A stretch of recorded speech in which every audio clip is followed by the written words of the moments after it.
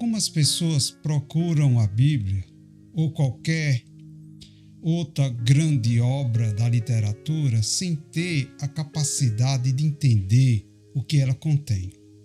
Eles são como pessoas que vivem no mundo, o que está em determinado lugar, de frente para um poço, querendo beber água.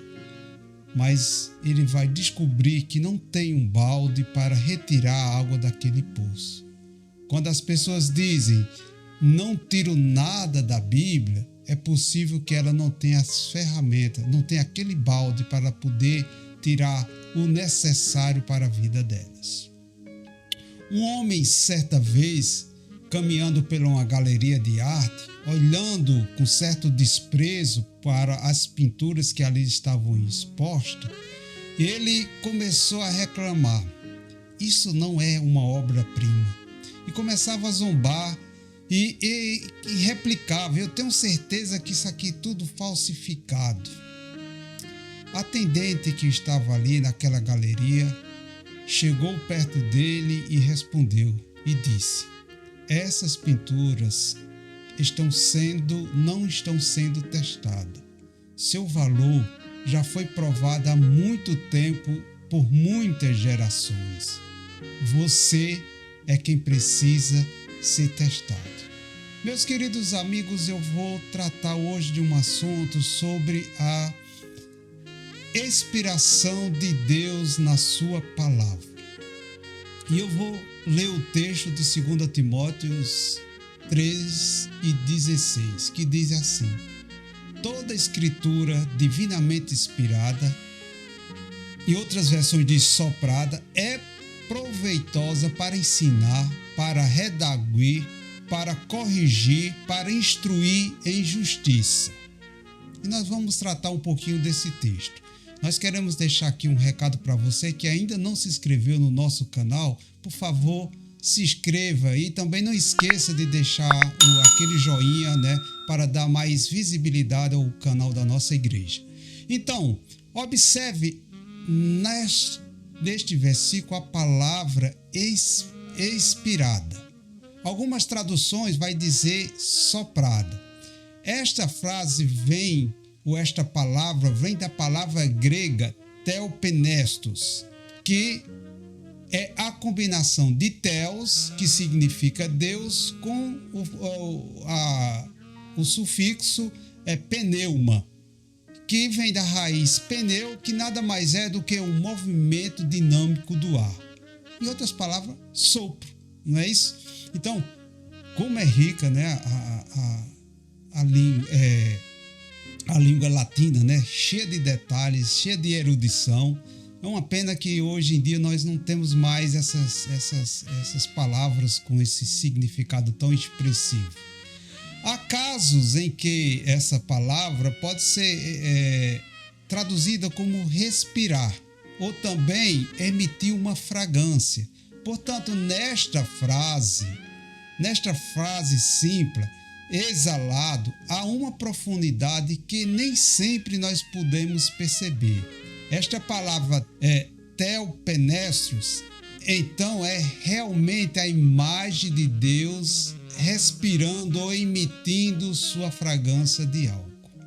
Deixe-me dar um exemplo bem didático que o teólogo Rick Renner nos traz desse texto ou dessas palavras. Ele diz o seguinte: se eu pegar um balão vazio, sem forma nos meus lábios e respirar dentro dele, o balão vai fazer o quê? Vai inflar.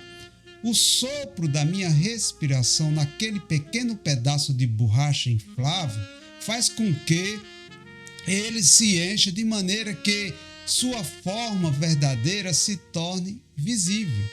Quando o balão está totalmente inflado, eu pego lá a ponta, dou um nó na ponta para prender o ar que está dentro dele. Agora, o ar que encheu aquele balão e fez com que ele tomasse forma é a mesma substância que mantém para ele ficar cheio naquela forma e algumas vezes até flutuando. Foi a minha respiração que criou sua forma. é a minha respiração que agora o sustenta. E as moléculas de ar que estão dentro daquele balão, se for analisado, você vai perceber que meu DNA está contido ali naquela forma, só que está na forma de ar, o ar que eu respirei nele.